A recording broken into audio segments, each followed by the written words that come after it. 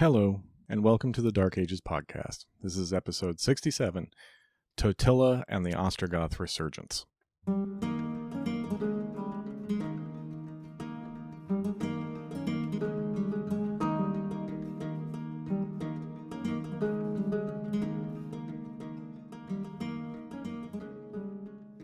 I feel the need to explain the gap in spite of the fact that you all have put up with far worse from me in the past.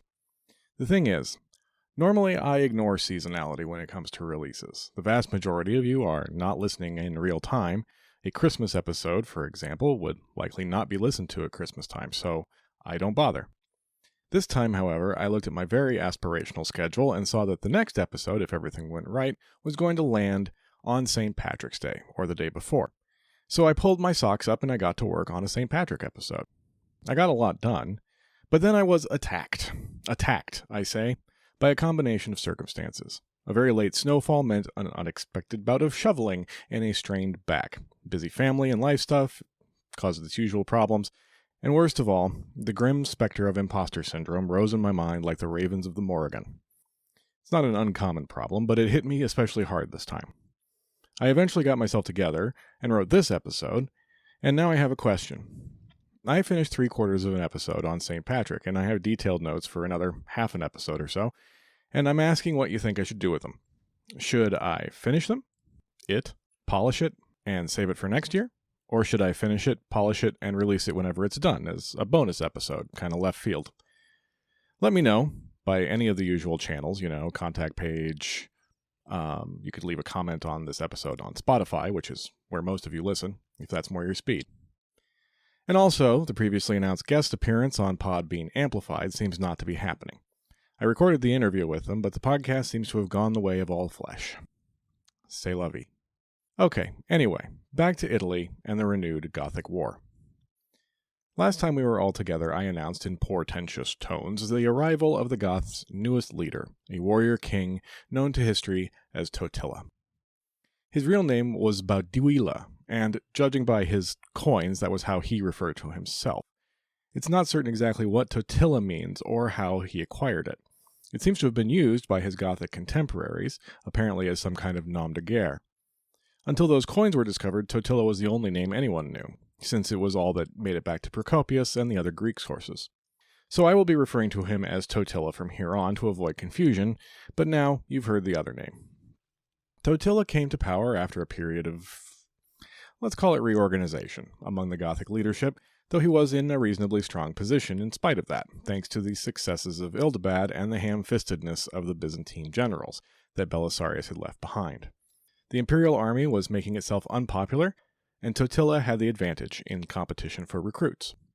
Word of this new development had reached Constantinople, and Justinian, probably growing frustrated at his general's continuing failure to bring this war, which for all intents and purposes had already been won, to a close, ordered that all imperial forces in Italy rally together and deal with this new threat before it became terminal. That this order had to come directly from the emperor shows just how dissipated the Roman efforts had become in the short time since Belisarius' departure. No one mentioned, of course, that Justinian's policy of siphoning away money and manpower for the Persian front was at least partly to blame for the problem. Those are not the kind of truths one presents to emperors. The emperor's order did jar the generals enough for them to take some action. They all rendezvoused near Ravenna, putting together a force of 12,000 men. This seems somewhat teensy. The number of independent commanders had ballooned now to 11, which meant an average of just over 1,000 men per army. For once, I have not seen any modern historians scoff at the numbers. There were more imperial troops in Italy than that, but garrison duty claimed a significant portion of them. No matter, the army Totila had to oppose them was only about 5,000, so surely there was nothing to worry about. Nominal command fell to Constantianus, who I've had cause to mention off and on before. The decision was made to advance directly on Verona, functionally the Ostrogoth capital, head of the snake, and so on. Things started out well. Arrangements were made with a sympathetic local, helped along with a well-placed bribe. The most energetic commander on the Byzantine side, one Artabases the Armenian, led a hand-picked advance force of about 100 men to capture one of the city's gates, which had been left helpfully unlocked by that sympathetic local. A handful of Gothic guards were killed in the process, and the enemy's appearance was so sudden that the garrison panicked and fled the city. They retreated to a wooded and easily defended hill nearby, took cover, and watched events unfold. The Byzantine generals, understandably excited at achieving a victory before the main army even arrived, began to muse about the spoils that could be had from the capture of such an important town. They began to negotiate about how such spoils might be divided, and then they began to bicker about spoils, and the bickering turned into a full-on argument about spoils. Constantianus had neither the prestige nor the force of personality to impose any kind of compromise on the commanders, or to put the argument to bed. Progress toward Verona ground to a halt, about 4.5 miles from the city. The embarrassed Gothic garrison, watching through the night from their hill, realized two things. Number one, the imperial troops had stopped and were not going to move immediately to support their advance party. Number two, the imperial advance party apparently did not realize that yet, since they had, incredibly, left the gates open. Before dawn, the Gothic garrison swooped back inside, shut the gates behind them, and attacked the Imperials, driving them to the walls and gatehouse. By morning, the main Imperial force had arrived before the gate. Finding it closed, the generals, who were so eager for spoils the night before, declined the engagement. If Constantianus had wanted to press the attack, and there's no evidence one way or the other, he was again unable to make a command stick. The men trapped in the gatehouse pleaded with their compatriots not to abandon them, but the army turned around and left. With no other escape open to them, and fearing retribution from the Goths, the advance men, including Artabases, jumped from the battlements and windows of the gatehouse. The fall killed several and injured many more. That they did not even attempt to surrender suggests the bitterness that had grown up between the two sides over the last few years. The army moved down the right bank of the Po, heading back toward Ravenna, with Artabases heaping abuse on his colleagues for their ineptitude all the way. Totila received word of the imperial army's retreat from Verona and set out in pursuit. He was outnumbered by more than 2 to 1, but was encouraged by his enemy's generally flaccid performance so far. That didn't mean that he was going to go rushing into a fight, though. He kept his distance and shadowed the retreating Byzantines on the opposite bank of the river. Totila's chance came when his quarry paused and camped on the banks of the Lemone River, a tributary of the Po near Faenza. He detached a special task force to circle wide, cross the Po a few miles downstream, and approach the Byzantine camp from the rear, while he readied his main force to cross the Po and confront them directly. It was a bold move, attempting to cross a river in the face of the enemy. Totila was clearly leaning heavily on the absence of a firm hand in the enemy camp, and he was right to do so. Artabases made the absolutely correct suggestion that they should ready themselves for battle immediately, allow only half the Goths to cross the river, and then attack. The two halves could then be fought separately and defeated easily. But each of the 11 commanders had their own ideas about how to proceed, and as they squabbled, the opportunity was lost. Totila and most of his army crossed unchallenged. Things were still dicey for the Goths, though, as they formed up after the crossing. Totila harangued his army, and while we have to assume that Procopius, like all his historical forebears, invented the speech out of whole cloth, why on earth would that stop me from quoting parts of it? Let each one of you be eager to join battle with the enemy with all your strength, understanding clearly that if we do not succeed in the present battle, it will be impossible to renew the struggle against our opponents. We may grapple with the enemy in high hopes, taking courage from the unjust acts committed by them. For such has been their conduct toward their subjects that the Italians need no further punishment for the flagrant treason which they have dared to commit against the Goths. In an effort to buy time, a challenge to single combat was issued. These would continue to be part of military tradition into the High Middle Ages and beyond, but by then they were almost always declined. In this case, though, the challenge was actually accepted. Artabases, the Armenian, proved that he was both brave and capable, and rode out to meet the Gothic champion, a fighter named Valerius, who was tall of stature and of terrifying mien. The fight seems to have been a straight joust, with Artabases killing his opponent with a single spear stroke, but running up on the dead man's spear and being severely wounded in the process. He was carried from the field, and died 3 days later. The whole episode, to be honest, fits so very neatly into both the classical and Germanic traditions of heroic verse that I struggle to give it much credence. But I lay it before you for your judgment.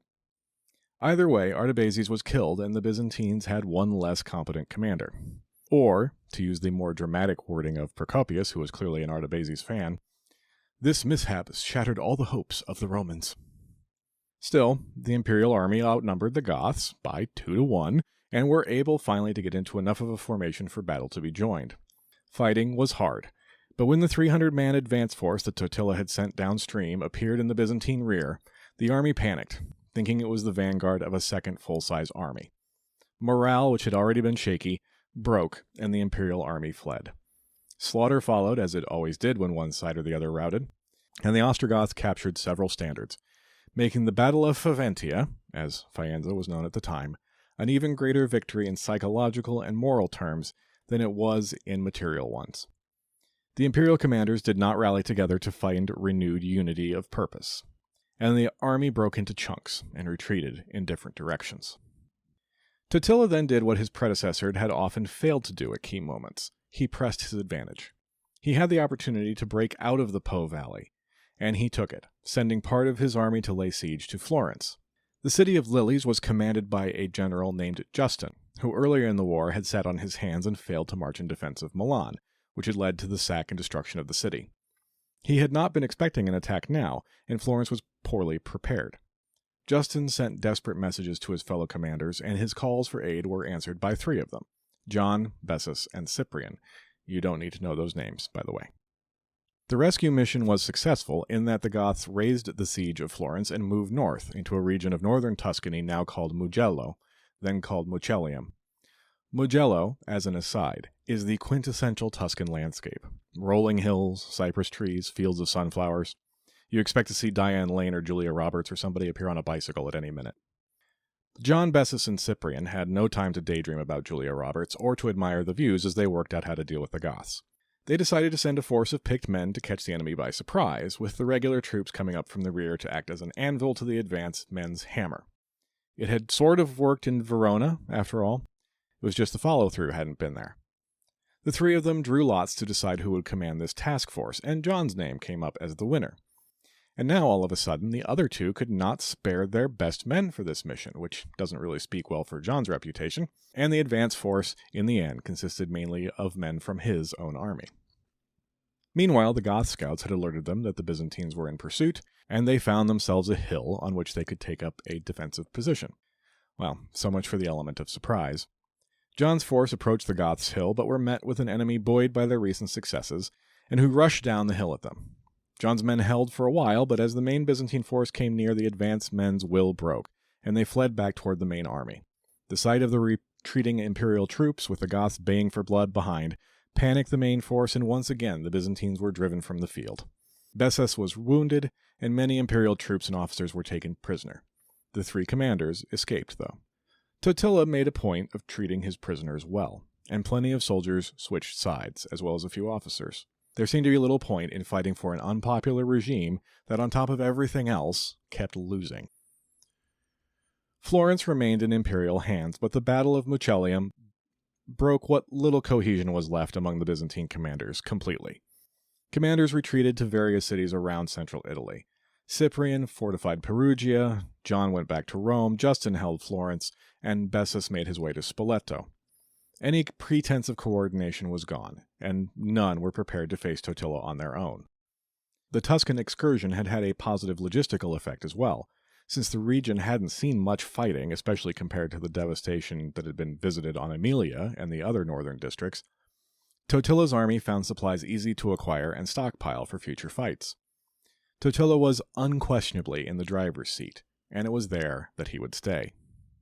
Having demonstrated his tactical abilities and his flair for leadership, Totila demonstrated his strategic talents. Central Italy was too well defended, and taking various fortified cities by siege would bog his army down and make them vulnerable to counterattack. So, Totila conceded control of most of Tuscany, Lazio, and Umbria to the Byzantines, with a couple of exceptions.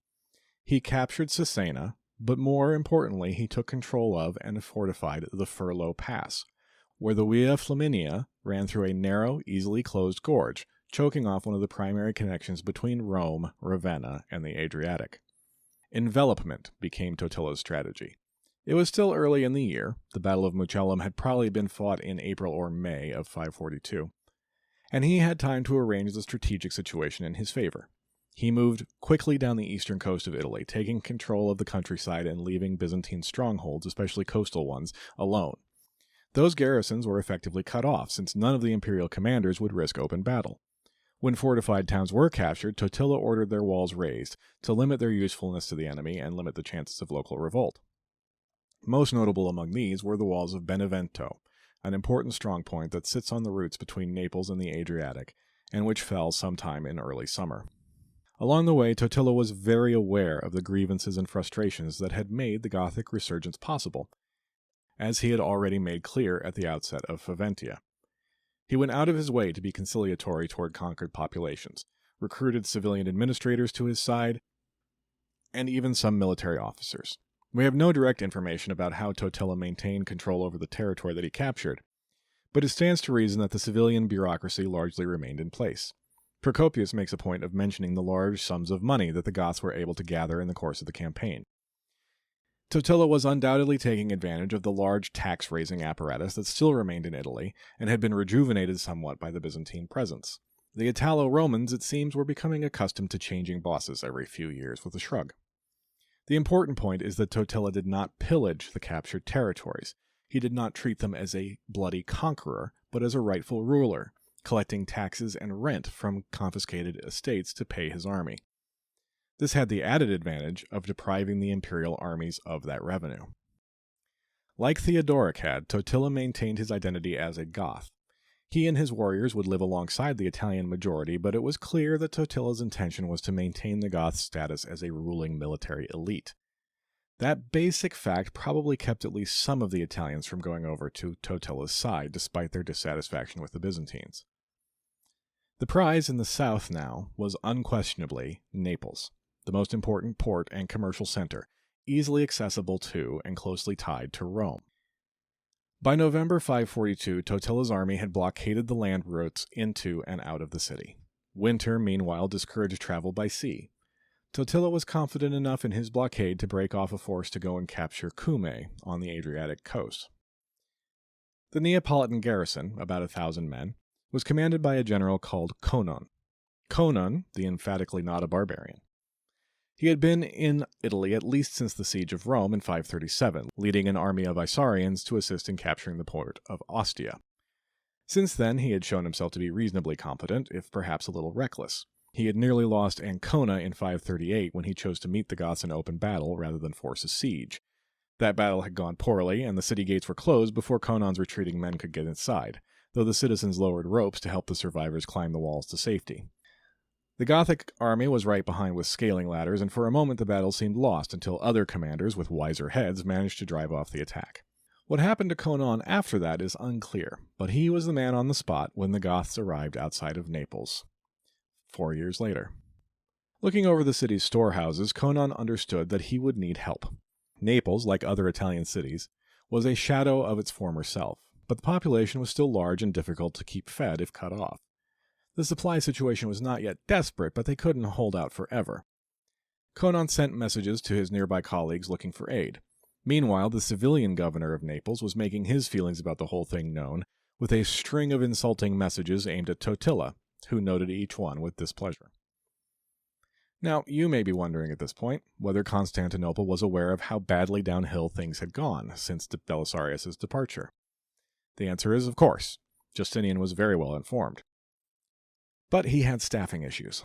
He had appointed a new prefect for Italy, Maximinus by name, to take matters in hand. A civilian official, Maximinus was nonetheless empowered to direct the commanders already in Italy. The emperor raised a small army of reinforcements, mainly Armenians and Thracians, and sent them with Maximinus by sea. Maximinus, alas, did not have the temperament for the job Justinian had set him. He was intimidated by the military commanders under him, he dithered, he deferred, he was timid and indecisive, and so when the fleet arrived in Epirus, they stayed there.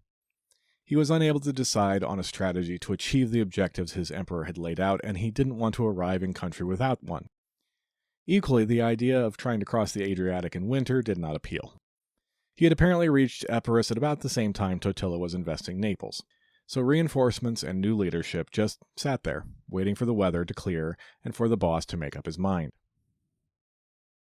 Justinian, probably puffing angrily at this point, appointed another commander named Demetrius, who had served with Belisarius. Demetrius, fix it! Demetrius made it to Sicily, where he learned that Naples was reaching the end of its supplies and needed help urgently. He gathered as many ships as he could get his hands on and heavily loaded them with grain and other supplies. He was hoping to make the Goths believe that the ships contained a huge army, and to so bluff his way past any blockade. In this he was successful, but he was not confident enough in his strength to make straight for Naples, and sailed to Rome instead, in hopes of finding more men.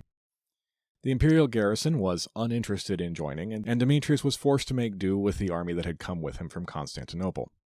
He was accompanied by the governor of Naples, who had slipped past the enemy blockade to urge him to action. The fleet sailed again, but by now Totila was wise to them. He kept a small but fast fleet nearby, and when the Byzantine ships passed by, they shot out and engaged them. The fight was quick and extremely one-sided. All the ships were captured, along with the civilian governor of Naples. Totila looked at the list of insults he had endured from this man, thought about it hard, and decided not to kill him. Instead, he had his hands cut off and his tongue cut out, and set him loose. I don't know what happened to him after that, but it probably wasn't a bed of roses. General Demetrius managed to escape and made his way back to Sicily. There he met Maximinus, who had finally managed to shake that Epirus mud from his boots and made it to Syracuse. This burst of activity was only temporary, though, and his terror of battle, or of making the wrong decision, was once again his driving force. Everyone around him pushed for action, including messages from Conon, who had reached the end of his supplies and was staring a dire situation square in the face. Messages from the emperor himself finally broke through Maximinus's reluctance, as fear of Justinian overrode fear of the sea and battle. The whole army was dispatched to sail straight at Naples. Maximinus himself, though, stayed right where he was. What a rock. It was late in the year. Not quite winter, but not a great time for naval expeditions. And sure enough, the weather took the Goths' side. A gale blew up around the Roman ships and drove them ashore. Not at Naples, but just a little way down the coast from the besiegers' encampment. The Goths were able to board the stranded ships easily, killing and capturing soldiers with little to no resistance, and sinking the ships in the shallow water at will. Demetrius's luck had run out, and he was captured among the wreckage. In view of the governor's fate, this was a nervous moment, but mutilation was not on the cards for the unlucky general. It would be humiliation instead. Totila ordered that Demetrius be bound, a halter around his neck, and be marched up to the gates of Naples, where he announced to Conon and to the Neapolitans the Goths' demand for their surrender. Totila praised the Neapolitans for the support they had given his predecessors. In recognition of old relationships, he was prepared to be generous. "Do not, in vexation at the miseries arising from the siege, think that you ought to regard the Goths with anger," he said. If the city was surrendered, Conon and his garrison would be free to leave with honor, and Naples would not be subject to sack. After months of resistance, Totila would have been well within his rights to extract the maximum penalty for defiance, but that just wasn't his style. Conon felt that loyalty to the emperor and his own personal honor demanded that he create one more opportunity for the imperial war machine to come to his aid, and asked for 1 month's grace before he would accept the offer. Totila gave him 3. He was being reasonable, but he was also making a point. He needed it to be clear to everyone that no one was coming to help the imperial armies, no matter how much time they were given. The terms were agreed, but the city leaders, pressed by the needs of their citizens, opened the gates to the Goths before the deadline, in February or March of 543, and Naples belonged to Totila. He brought supplies into the city, but rationed them, to avoid what we would now call refeeding syndrome. Only once he was satisfied that the population was healthy again did he allow free passage in and out, and citizens and soldiers were allowed to go where they pleased.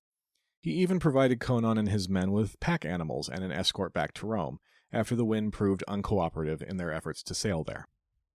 Procopius makes a point of contrasting the leadership styles of Totila and the Byzantine generals. The generals and their armies were continuing as they had before, exploiting the Italian locals and just being generally bad news. Totila, meanwhile, dispensed even-handed justice for its own sake, punishing those who violated civilians' lives or property, whether they were Italian or Goth.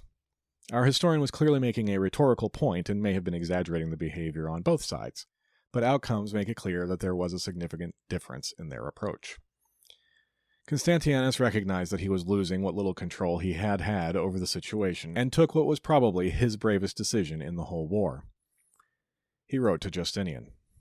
He admitted that he had lost. He didn't have the men he would need to reverse Totila's gains, and more importantly, he had lost the support of the populace, both moral and financial.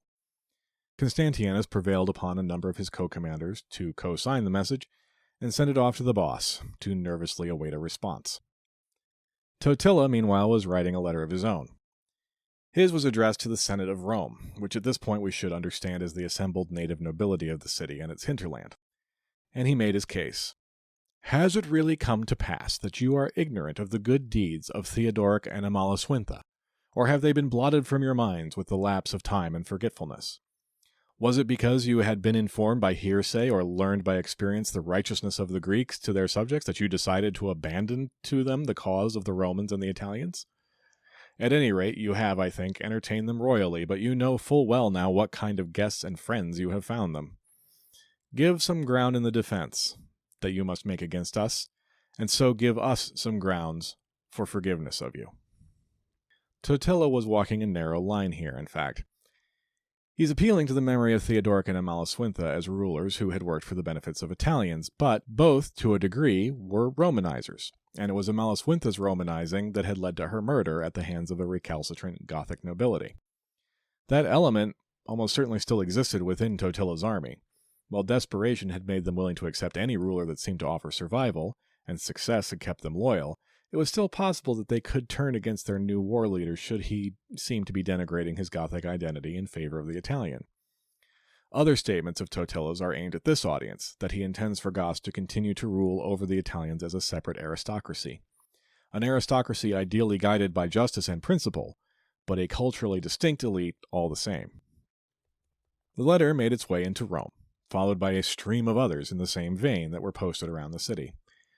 Alexander, the city's garrison commander, clamped down on outward communication, and so Totila received no reply. So, I imagine with a heavy sigh, he mustered his army out of Naples, tearing down its walls before he left, as had been his policy, and headed up the road toward Rome. Meanwhile, Constantianus's letter had reached its intended audience as well, and provoked a response. Justinian was not the kind of man who accepted defeat gracefully, or at all. Like the Romans of early centuries, to him, defeat only meant that the war wasn't over yet. Everyone he had sent to Italy had proved unequal to the task. Only one man had found the kind of success that could not be undone. The war with Persia was still very hot, but to abandon the Italian project would be personally embarrassing to Justinian, and that simply would not do. So in early spring 544, Belisarius was called upon to pass his eastern command over to another, and sail westward. The empire's greatest general would return to Italy to clean up the mess that lesser men had made of his achievement. We will, of course, be talking about the return of Belisarius to Italy in our next episode. Go to Instagram, website, etc., etc. Or to be more specific and helpful, the Instagram is @DarkAgesPod, and it's darkagespod.com for the contact page for email. Also transcripts and various other additional materials. Thank you, as always, to my very generous and very patient supporters on Ko-fi.com. There will be individual shoutouts on the way next time. Until then, all, curate vos. Take care.